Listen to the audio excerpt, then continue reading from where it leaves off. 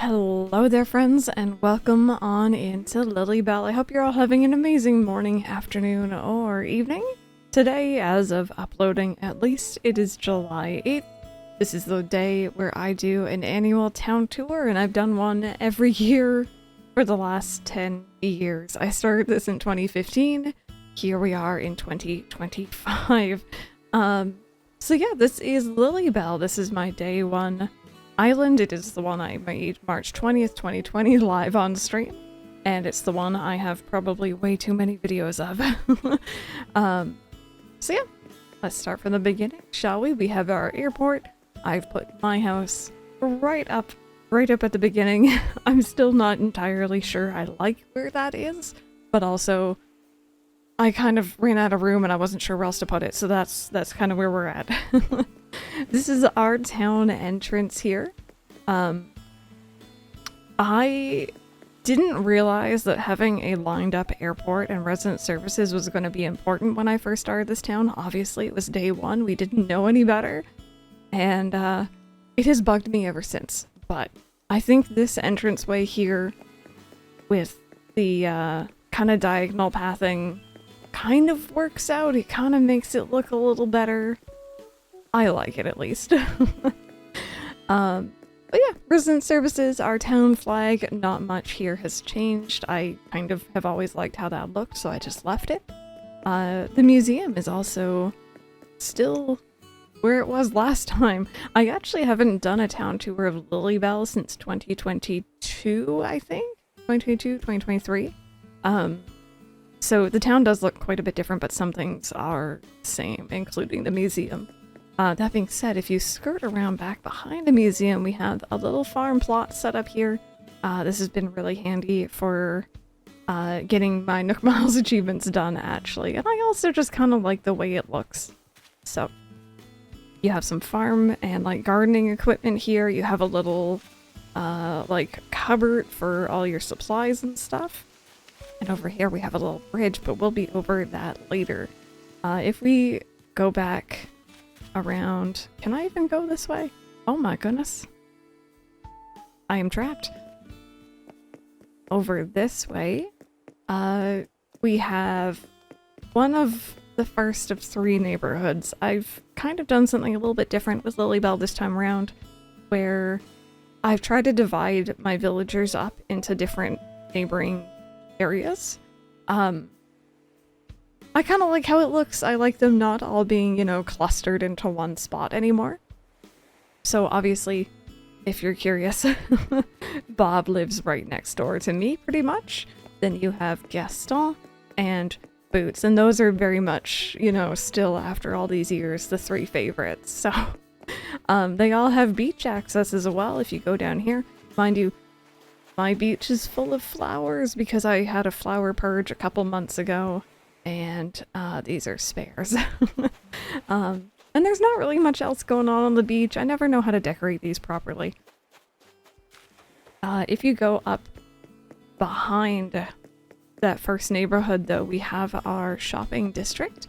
I have a little, like, crafting DIY station here. You've got your cupboard, you've got your DIY table, and of course you got an ATM, because you'll need one of those if you want to go shopping. You got Nook's Cranny, Able Sisters, and this path leads right back over into resident services. I have always really liked having wide open spaces, especially in ACNH. I'm not really one for very cramped and compact towns. So my paths are very, very wide, and I really like the way that this area looks. If you go over this way, you might notice, and I'll even show you my map here, I have very straight rivers. I tried for years to make the rivers look natural. I could never get it down right. They never looked right to me. So I ended up caving and just making them very straight. And to be honest, I kind of love it. I kind of love the way this looks. I love having the two bridges like this. And it pleases me. Over here is our second neighborhood. We have Maddie and Cole, and then back there is Ed and Pejmina, I believe. Some of these villagers might seem familiar, by the way. I've had Ed, Maddie, Boots, and Fauna for a very, very long time. Like, some of those, like, Boots is a day one villager, you know? That neighborhood also has beach access. And again, there's not really much down here, although I did make a little fish market, although it is closed for the evening. If we go up just past this neighborhood, I've made the first little diagonal section I did, I think, other than the entranceway. I'm getting more and more comfortable making diagonal paths in this game, although I'll be honest, if I didn't have the trees and bushes here, I wouldn't really like it, because I don't like these little, like, curvy bump things here. If I could just have it be, like, straight, I would. Down here, I've made, like, a little shortcut, and actually, Lilybelle is full of these, if you know where to look.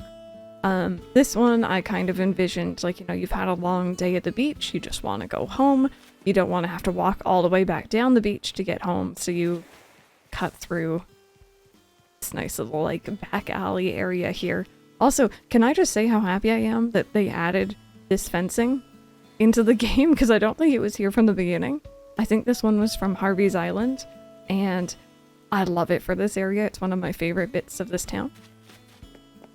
If you go up here, this is my little island area. I did not know what to do with it, so I threw down some lights, and it looks really pretty at night, and that's about that. That's about that. Speaking of what else I didn't know what to do with, this is my orchard. I had this awkward little zone here, and I didn't know what to fill it with. So eventually I caved in, and I put in some fruit, and I love it. It's been great once again for getting my Nook Miles achievements done. And yeah, I actually really like that zone. This area is a little train station. This is actually left over from when I was doing an Animal Crossing GameCube theme. I didn't end up enjoying the theme. I didn't think it was looking quite right, but I loved the train tracks. I loved this vibe, so I kind of left it. Animal Crossing GameCube is a favorite of mine, so it kind of works out anyway. If you go over here, though, there's another one of those cheeky little shortcuts, and if you're brave and you can cross the train tracks safely, you can climb up and over to Red's Beach, if you are so inclined. So yeah, that's just another little shortcut area. If you go down this diagonal path here, you actually come down and out by our DIY section, just to give you a reference of where we are. And then if you go left here, this is the final neighborhood. This is Fauna, Cloud, and Vivian being our newest villager. I did try to make each of the neighborhoods look unique. They each have different fencing. And obviously each villager has their own unique flower garden, although some of them are not fully done yet. But we're getting there. Over this way, we have the campsite, which is not being used right now, but it is here if anyone wants to use it. I really like how this area looked. I struggled, if you've been around a while, you might remember, I struggled making a campsite look good in New Leaf, and I think I've semi-succeeded at least here. I really like this little spot.